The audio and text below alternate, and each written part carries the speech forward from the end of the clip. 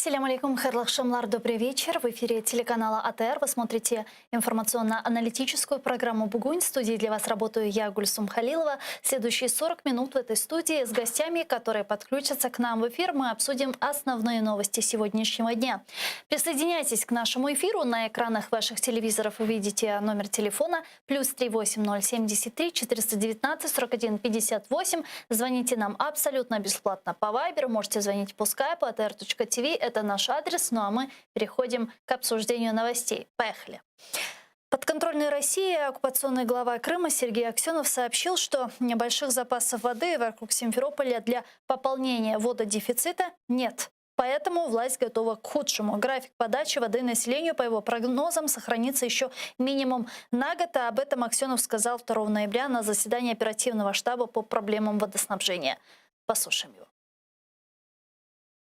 Багато хто розповідає про мільйони кубометрів води навколо Сімферополя. А коли доходить справа до того, що покажіть де, то все виявляється зовсім не так. Подивимося, як буде далі з погодою ситуація розвиватися. Втім, ми готові до найгіршого. Графіки поки прогнозовані. До грудня 2021 року плануємо вийти з усіх графіків. Це в найгіршому випадку, якщо жодної краплі води не буде. Накануне на территорию временно оккупированного Крыма, как известно, прибыл по поручению президента Российской Федерации вице-премьер Марат Хаснуллин. Прибыл он незаконно, нарушая границы суверенной Украины, и, так сказать, проэкспериментировал и проинспектировал строительство водозаборов на реке Бельбек. Он сказал, что на Днепровскую воду надеяться не надо и нужно жить в сегодняшних условиях. На Дніпровську воду нам навіщо сподіватися? Нам треба сподіватися на те, що ми маємо зараз, і користуватися тим, що ми маємо сьогодні. В сьогоднішніх умовах треба жити. Я можу впевнено сказати, що ті заходи, які ми сьогодні робимо, дозволяють бути впевненими, що ми забезпечимо Крим водою. А вот российский независимый гидрогеолог Юрий Медовар считает, что активная выкачка воды из подземных источников в Крыму может привести к тому, что воды не будет ни в новых скважинах, которые бурят по указанию российских властей на полуострове, ни в тех, которые уже имеются у населения. Об этом он сказал в комментарии украинским средствам массовой информации.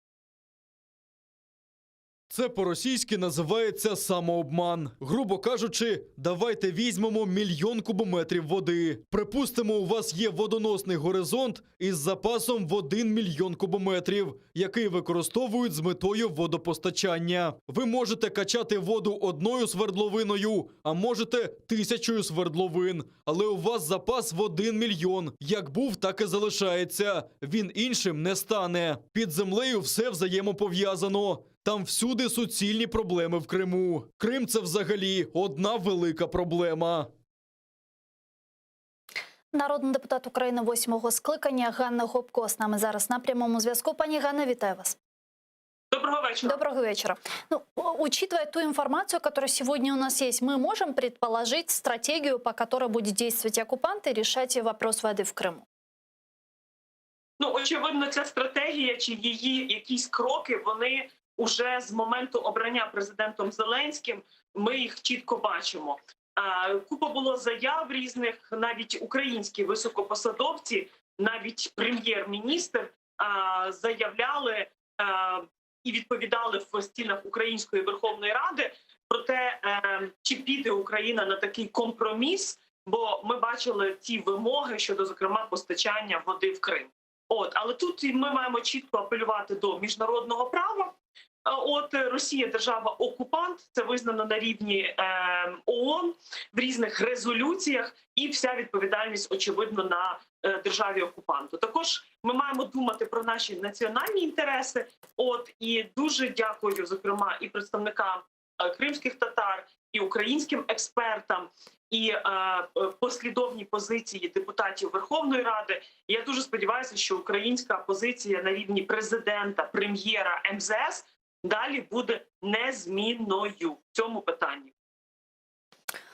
А А как мы можем, сейчас мы видим, как оккупационные власти Крыма, представители оккупационных властей апеллируют к международным структурам, такие как Организация Объединенных Наций, в ПАСЕ пытаются поднимать этот вопрос, в ОБСЕ о том, что якобы в Крыму происходит гуманитарная катастрофа, и Украину пытаются дискредитировать в глазах наших западных партнеров. Вот насколько эти их обвинения, они состоятельны, насколько эти попытки тщетны? Очевидно, що з моментом 2014 року, коли Російська Федерація в порушення міжнародного права у військовий метод захопила і тимчасово окуповує Крим, то це й почалася, я б сказала, така катастрофа для Криму, для півострова, для його мешканців. І тому міжнародна спільнота має дбати про те, щоб Росія на виконання, зокрема, і резолюції, і в тому числі Організації Об'єднаних Націй, резолюцію про територіальну цілісність і суверенітет України, Росія має повернути назад під суверенітет України Крим. І тільки тоді ми можемо, коли Україна відновить територіальну цілісність і суверенітет, це Донбас і Крим поверне, ми можемо говорити про питання водопостачання і про все решта. До того моменту всі звинувачення в гуманітарній кризі. Ще, знаєте, бракувало, щоб Росія почала звинувачувати Україну, що ті переслідування, ті тортури, тиск на представників від кримських татар до українців, які займають жорстку позицію, що Крим – це Україна, це теж, вибачте, винна в цьому Україна. Тому я вважаю, що якби російська дипломатія не хитрувала, яких би вони не намагалися зараз понавидумувати трюків, на це вестися абсолютно не можна. Треба продовжувати зусилля з платформи з деокупації Криму, що Україна зараз активно робить, намагаючись долучити і Великобританію, і Європейський Союз. І я сподіваюся, після виборів в США більш активнішою буде позиція, зокрема, і Сполучених Штатів Америки. Тобто на всіх фронтах – міжнародний, санкційний, тобто посилення економічного тиску, судовий, в міжнародних судових інстанціях вигравати справи проти Росії як держави-окупанта, але в жодному разі не йти на ті поступки, які легалізують окупанта і створять йому ще більш сприятливі умови для того, щоб продовжувати свої злочинні дії на тимчасово оккупованных территориях Украины. Вы затронули тему платформы по деоккупации полуострова, которую инициировал президент Украины. Скажите, а когда мы размышляем, разговариваем о том, в каком формате это будет платформа и что будет входить в ее функции, многие политики, эксперты говорят о том, что основной функцией этой платформы может стать то, что страны-участники разработают механизмы давления на Россию в виде санкционного давления. Стоит ли рассчитывать на то, что Европейский Союз, западные страны будут ужесточать санкции в отношении РФ? Ведь мы неоднократно были свидетелями того, когда встает вопрос выбора между гуманитарных ценностей и экономических выгод, Европа в том числе выбирала экономические выгоды. Дивіться, ми в цьому році, зокрема, 80 років Декларації Велеса. Це позиція була Сполучених Штатів Америки щодо невизнання радянської окупації країн Балтії. Так само в нас є Кримська декларація, зокрема, держсекретаря США Помпео, і тому платформа з деокупації – це політична, фактично політичний механізм нагадування нашим партнерам, що Україна в своїй боротьбі за відновлення територіальної цілісності бореться не лише за припинення обстрілів чи перемогу над агресором на Донбасі, а ми чітко розуміємо, що Росія розпочала свою гібресію проти України з окупації Криму і з незаконної спроби анексії. І тому до моменту повернення Криму українська державна позиція буде такою вимогливою, зокрема, і до західних партнерів нам допомагати. Я думаю, що, відповідаючи на ваше питання щодо санкцій, то ця взагалі платформа санкцій – це тільки один із інструментів, механізмів. А платформа з деокупації, вона пропонує ширший, більш комплексний підхід і цілу стратегію, крім політико-дипломатичного тиску, вибудову міжнародної коаліції держав, які будуть допомагати Україні від гуманітарних питань, допомога звільнення тих людей, які є переслідувані, які є політичними бранцями Кремля, до питань, зокрема, економічних, допомога нашій державі для того, щоб наша армія, економіка могли вести і надалі і протидавати відсіч агресору. Тому я думаю, що я розумію, що в питаннях, зокрема, і Північного потоку-2 ми бачили, якою тривалою була боротьба, і наскільки Німеччина разом з Росією вирішували свої прагматичні питання, а не думали про безпеку всієї Європи і шкоду від газопроводу в обхід України, яким є Північний потік-2. Ми бачили інші спроби, але багато буде залежати від самої жорсткої позиції України, від того, наскільки голос України, кримських татар на різних майданчиках. І тут я б дуже хотіла, щоб все-таки парламентська дипломатія, яка в нас чомусь зараз дуже така амебна, аморфна, якась, ви знаєте, така млява, беззуба, вона посилила голос МЗС щодо платформи з деокупації і була більш проактивна, щоб ми грали як одна національна збірна і на всіх майданчиках від Парламентської асамблеї Ради Європи, НАТО, ОБСЄ ми більш чіткіше говорили від елементарних там засуджень, якщо депутати інших держав, національних парламентів будуть їздити в окупований Крим, від таких заяв до більш системної боротьби, тиску, застосування акту Магнітського проти тих чиновників, правоохоронців в тимчасово окупованому Криму, які зараз займаються переслідуваннями тих людей, які виступають проти окупанта і які докладають зусиль для звільнення Криму.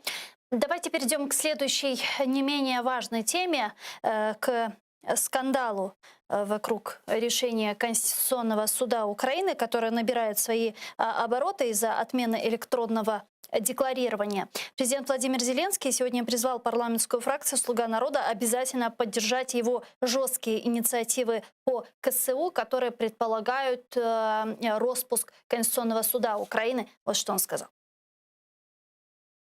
Очевидно, що за підсумками ваших сьогоднішніх рішень, голосувань, будемо приймати глобальні рішення. Спробуємо жорстко перезавантажити всю систему, тому що час розмов закінчився. Закінчився час умовлянь і м'якості. Потрібно прийняти жорсткі рішення щодо Конституційного суду. Обов'язково. Це навіть не прохання. Ніяких прохань, коли знищують цінності. Президент Украины также считает, что решение Конституционного суда относительно антикоррупционного законодательства публичным проявлением заговора части старых элит и олигархов против президента и страны. Я точно знаю, що сьогоднішній демарш Конституційного суду – це публічний прояв змови частини старих еліт і олігархів проти президента і проти країни. Ніяк інакше. Конкретно проти. Бо тільки слабкий президент і слабка держава – запорука збереження їхнього корупційного способу життя. Інакше вони не вміють. Як там кажуть, на Геловін всі чорти з політичного пекла відкривають свої справжні обличчя. Так співпало. Прізвища чортів ви прекрасно знаєте. Давайте подключим еще к нашей беседе Володимира Волі, політолога. Він з нами зараз на прямому зв'язку. Вітаю вас. Доброго здоровья. Селям алейкум. Селям алейкум. У меня один вопрос для начала. Можно ли все то, что происходит сейчас вокруг решения Конституционного суда, назвать конституционным переворотом в стране? Пані Ганна, давайте з вас начнем. Ну, насправді ми повинні говорити, що це частина більшого плану, який втілений в змові з олігархами і такими людьми, які працюють на Російську Федерацію. Я думаю, що тут, крім Портнова, Медведчука, є багато інших людей, які зацікавлені в дестабілізації України. Їм дуже хочеться, щоб конституційну кризу помножити на політичну кризу, а в такій ситуації легко тоді буде втілювати російські сценарії. Подивіться, на минулому тижні СБУ зупинила діяльність організації, яка хотіла створити фейкову міськраду в Хмельницькому. Схожа ситуація по створенню псевдодержоргану ми бачили в Запоріжжі. Тому очевидно, що дилетантство чи невмілість президента Зеленського, ви знаєте, це як гра в шахи, де треба прораховувати ходи, а не просто подати законопроект, а потім ще в такому, знаєте, тоні диктатора вимагати від фракції або ви ухвалите, або прийде кінець державі. Тобто це дуже примітивна маніпуляція. У нас парламентсько-президентська республіка. Я дуже сподіваюся, що зараз, оскільки в Верховній Раді зареєстровано декілька законопроєктів від різних політичних сил, почалась така змагальність.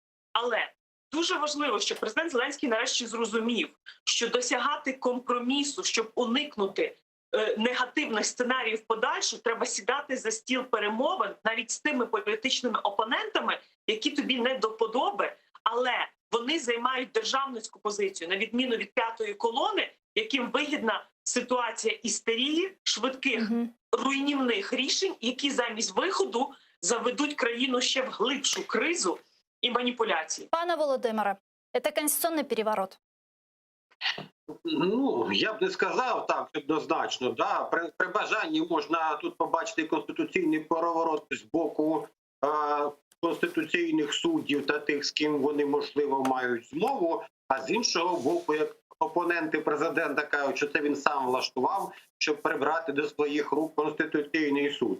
Тому, якщо говорити про наслідки реальні, то дійсно виглядає так, що Конституційний суд, судді захищали себе, якихось людей від переслідувань через оці декларації. Рішення Конституційного суду є маніпулятивним в багатьох частинах, тому що це, знаєте, довільні інтерпретації законодавства і Конституції. Чи були вони в змові з певними політичними силами? Якщо були, то тут, вибачте, не лише ОПЗЖ може виглядати, знову ж таки, це не наклеп, а це розмірковування. Так? Хтось каже, що це ОПЗЖ, а хтось думає, що це Порошенко і стара влада на цьому нагрівається. Тому що фактично рішення Конституційного суду, воно завдає величезної шкоди українській державі. Так, в першу чергу це удар по команді Зеленського, тому що через рішення Конституційного суду Україна не може отримати ані транш від МВФ, ані іншу фінансову допомогу, а без цих коштів Україна не може самостійно закрити власні потреби бюджетні цього року і січня наступного року. Тому, можливо, це розраховано ще й було на те, щоб дестабілізувати бюджетну ситуацию, а потом, звісно, что и політичну ситуацию. Но правильно ли понимать, что решением Конституционного суда сейчас аннулируются все дела, которые вел антикоррупционный суд?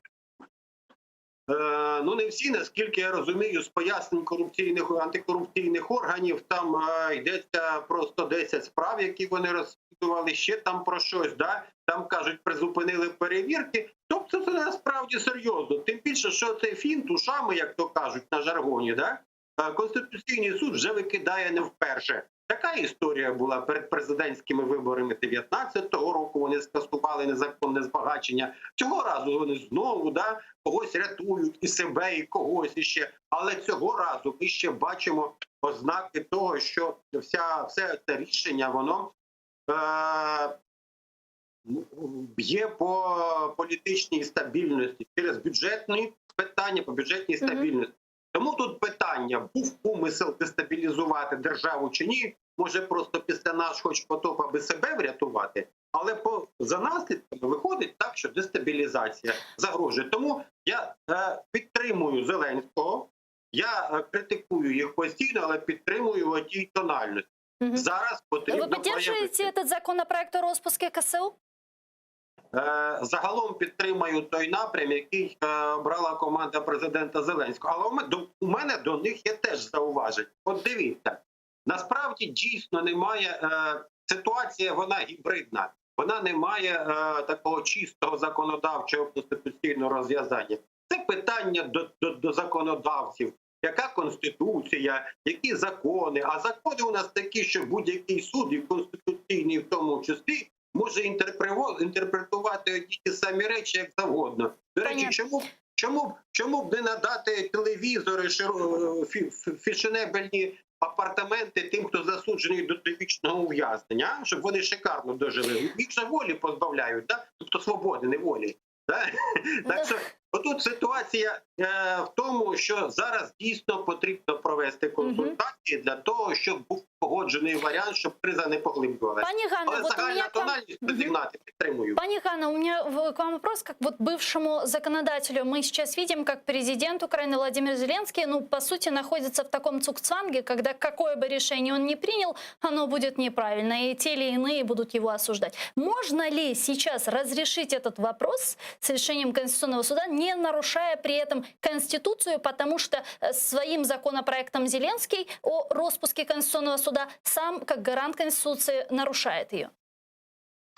Ну, ви знаєте, тривають обговорення, як все-таки вирішити цю ситуацію, щоб не скотитися в правовий нігілізм і не закласти мінус повільної дії. Плюс немає гарантій, що після розпуску цього Конституційного суду в такий незаконний спосіб ми побачимо від Зеленського спроможність обрати достойних суддів, які можуть далі дійсно в такому важливому суді представляти інтереси держави, а не знову бути такі, от як скажімо, з майном в Криму і, можливо, з російськими паспортами. Тому тут було декілька опцій: від переконати суддів піти у відставку деяких, друге, дозаповнити склад Конституційного суду, тому що там ще є вакантні місця. Друге, Конституційний суд, судді відповідно до конфлікту інтересів, які є, і здається, стаття 92, вони можуть переглянути це своє рішення. І я думаю, що якщо би на засідання РНБО президент Зеленський запросив також тих членів Конституційного суду, які голосували проти і які за криміналізацію, зокрема у випадку недостовірних даних, чи там коли судді не декларують повністю всі свої статки, майна і так далі, притягнення суддів до кримінальної відповідальності, внесення змін в антикорупційне законодавство, щоб виправити ту ситуацію, яка склалася, тому що дехто з фахівців говорив, що антикорупційне законодавство не настільки досконало було прописане. Мені здається, що зараз без консультацій з фахівцями, з конституціалістами, але ті, які займають державницьку позицію, без представників різних фракцій, особливо демократичних. Я не говорю зараз про ОПЗЖ чи представників Коломойського за майбутнє. Плюс ми повинні зрозуміти, що змінюючи склад суду, чи навіть, якщо, скажімо, вдасться його перезавантажити іншим способом, там, дозаповнити, чи вплинути на кворум, щоб не збирався суд і не приймав нові якісь скандальні чи руйнівні рішення. Російська загроза тих людей, які за кулісами зараз управляють суддівською системою, вплив Портнова і інших на суддівську систему, на енергетику, на політику, на мас-медіа. Подивіться, наскільки наш інформаційний простір контрольований зараз Кремлем або тими людьми, які отримують гроші з Москви, щоб тут зомбувати українців. Ця загроза не зникне. Тому треба Зеленському робити висновки про те, що Медведчук і всі інші, п'ята колона, набирали вже тут масштабів і впливу не лише на суддівську систему. Це вже загроза дійсно національній безпеці, і йому треба прислухатися до слів голови британської розвідки, з яким він зустрічався в Лондоні, про те, що в його оточенні є люди, які не зацікавлені в євроатлантичному розвитку української держави и будут робити все, щоб нас ізолювати. Давайте подключим к нашей беседе сейчас судью Конституционного суда Украины в 2006-2010 годах и главу Конституционного суда в 2006-2007 году Иван Добровский с нами сейчас на прямой связи. Пане Иване, витаю вас. Алло.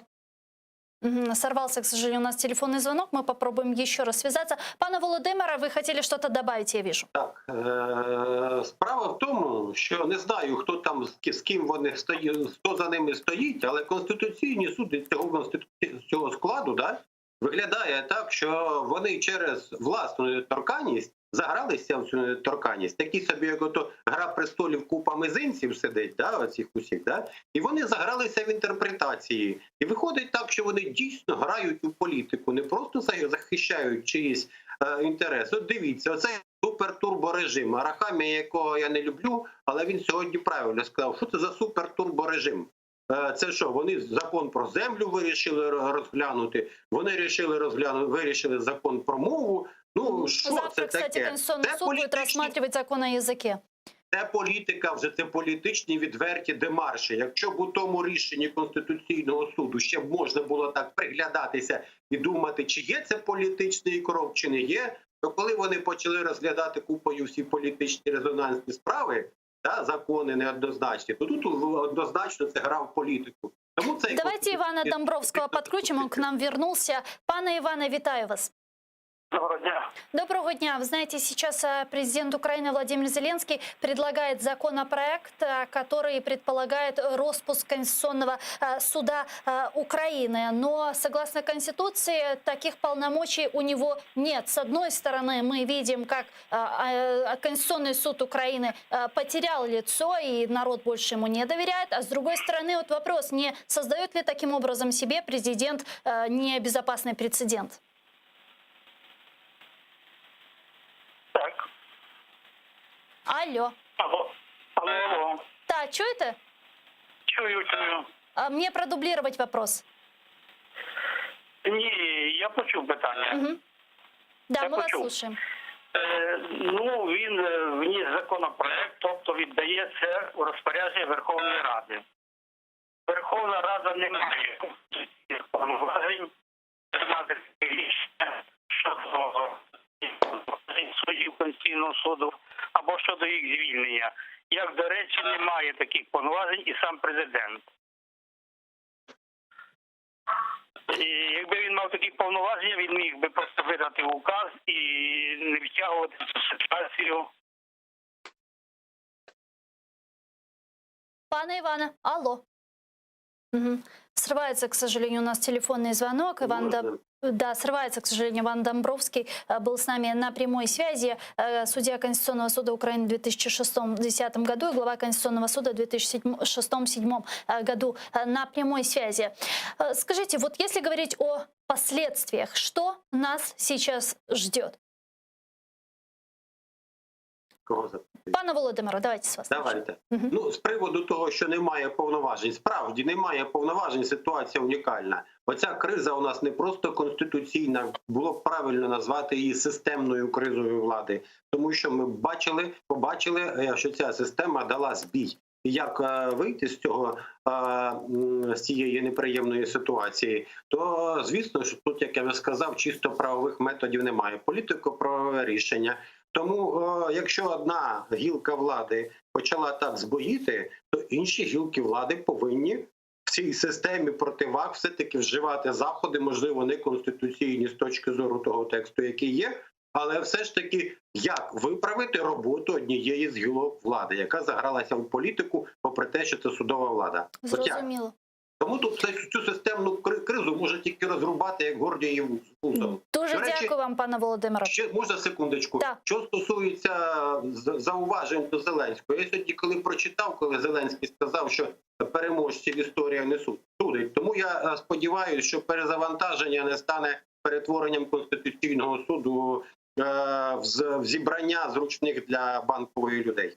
Дуже дякую. Володимир Воля, політолог, був з нами на прямому зв'язку. Пані Ганна, как вы считаете, если вот этот кризис будет решен неконституционным способом, не ухудшатся ли наши отношения с нашими западными партнерами, учитывая, что в Совете Европе уже предупредили, что возможное прекращение полномочий судей КСУ будет вопиющим нарушением основного закона и призвали рассмотреть другие варіанти?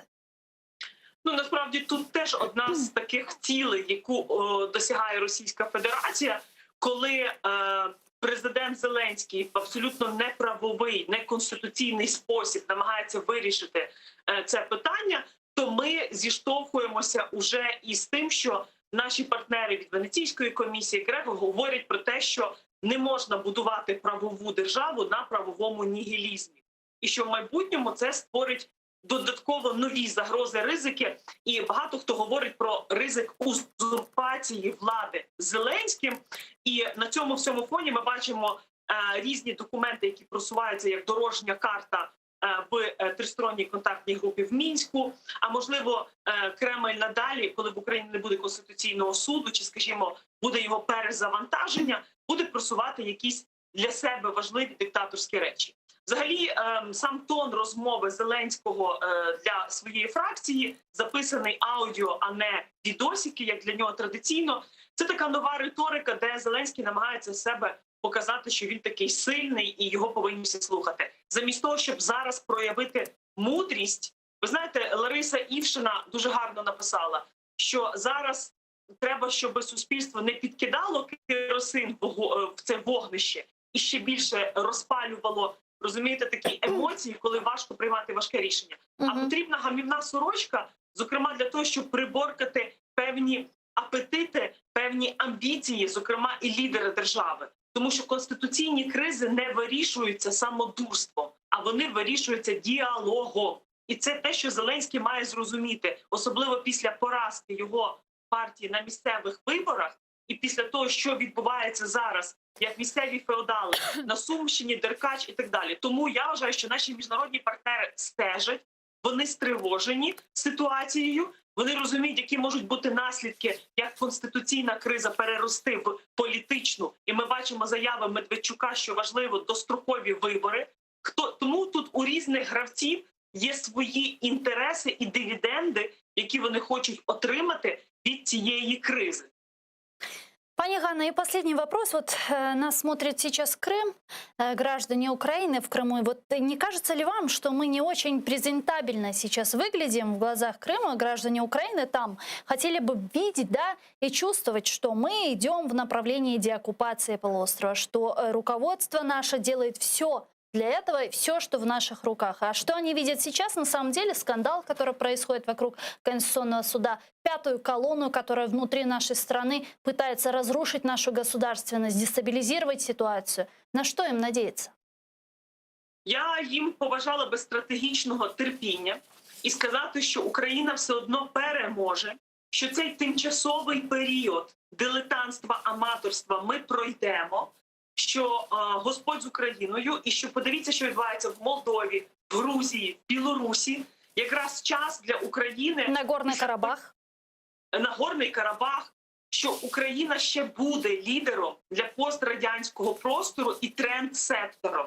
Тому я всіх прошу не падати в паніку. Ми переживали ще й не таку кризу, як держава, як суспільство, як громадяни. Треба єднатися, молитися і мати, знаєте, свіжий розум, тверезий розум і відключати інколи надмірні емоції і розуміти, як нас хочуть зараз загнати ще на глибше дно. Дуже дякую вам, пані Ганна. Ганна Гопко, народний депутат України 8-го скликання, була з нами на прямому зв'язку. Я перехожу к следующей теме, которую мы уже упомянули выше. Это Нагорный Карабах. Там с 6 утра под обстрелом находятся села Каратахлы, Чеменле, Ахмадаглы, Зангишалы, Махризля Агдамского района, сообщают корреспонденты с места событий. В Министерстве обороны Азербайджана сообщают, что в ночь на 2 ноября в разное время с территории Армении были обстреляны позиции подразделений армии Азербайджана в Газахском, Тавузском и Дашкисанском районах. Президент Азербайджана Ильхам Алиев тем временем провел встречу с делегацией, которую возглавлял министр иностранных дел Турции Мевлют Чавушоглу. Азербайджанский лидер отметил, что Нагорно-Карабахский конфликт может быть решен за столом переговоров, однако Ереван не дает возможности для этого. Давайте подскочим к нашей беседе. Сейчас Азербайджан, Рахмана Гаджиева, главного редактора First New Media, который с нами на прямой связи. Рахман Бей, салям алейкум. Нет, еще не подключился к нам Рахман Гаджиев. Попробуем его еще раз связать. И тем временем предлагаю послушать цитату президента Азербайджана Ильхама Алиева. Вони знову хочуть окупувати населені пункти, які були звільнені нашим військом. Саме це є основною причиною продовження війни. Якщо Вірменія врешті припинить свої брудні діяння, тоді припинення вогню буде забезпечено, а питання буде вирішено за столом перемовин. Не получается у нас, к сожалению, связаться с Азербайджаном. Очень плохая связь. Ну, а я хочу дать еще несколько цитат, в том числе и президента Турции Реджепа Тайипа Эрдогана, который недавно сделал следующее заявление. Он сказал, что Турция займет свое место среди сильнейших в мире.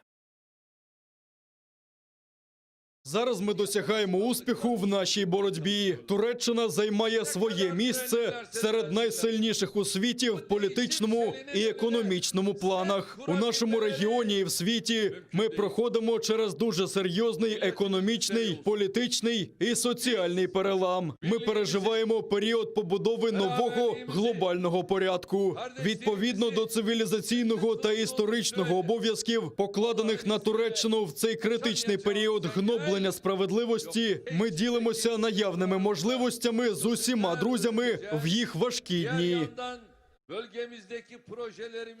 Тем временем премьер-министр Армении Никол Пашинян обратился к президенту России Владимиру Путину с просьбой начать консультации по оказанию помощи в обеспечении безопасности, сообщает пресс-служба Министерства иностранных дел Армении. 31 жовтня прем'єр-міністр Вірменії Нікол Пашинян надіслав листа президентові Росії Володимиру Путіну. Детально представив ситуацію, що склалася в результаті турецько-азербайджанської військової агресії проти Нагірного Карабаху і існуючі виклики. Згідно з повідомленням, з огляду на факти наближення бойових дій до кордонів Вірменії, зазіхань на територію Вірменії, прем'єр-міністр звернувся до президента Російської Федерації з проханням розпочати невідкладні консультації щодо визначення видів і розмірів сприяння, яке Росія може надати Вірменії для забезпечення безпеки, ґрунтуючись на союзницьких відносинах між Вірменією і Росією, а також на статті 2 угоди ОДКБ. В МИД России уже ответили на обращение премьер-министра Армении к президенту России Владимиру Путину. Там заявили, что предоставят всю необходимую помощь, если боевые действия перенесутся на территорию Армении. Відповідно до договору, Росія надасть Єревану всю необхідну допомогу, якщо бойові зіткнення будуть перенесені безпосередньо на територію Вірменії. Россия не должна участвовать в Карабахском конфликте, заявил президент Азербайджана Ильхам Алиев. По его словам, у Еревана нет никаких юридических оснований просить помощи у Москвы. Цей лист, по суті, є визнанням поразки, оскільки до Росії звернулися за військовою підтримкою, хоча для цього немає ніяких юридичних підстав. Азербайджан проводить свою військову операцію на території Азербайджану, що визнано міжнародним співтовариством. Ну что ж, подошел конец нашему эфиру. Я вынуждена с вами попрощаться, но вы оставайтесь первым крымско-татарским телеканалом. Буквально через 5 минут эфир телеканала АТР продолжает программа «Прайм» Спиридонов. Не пропустите, Корушкевич.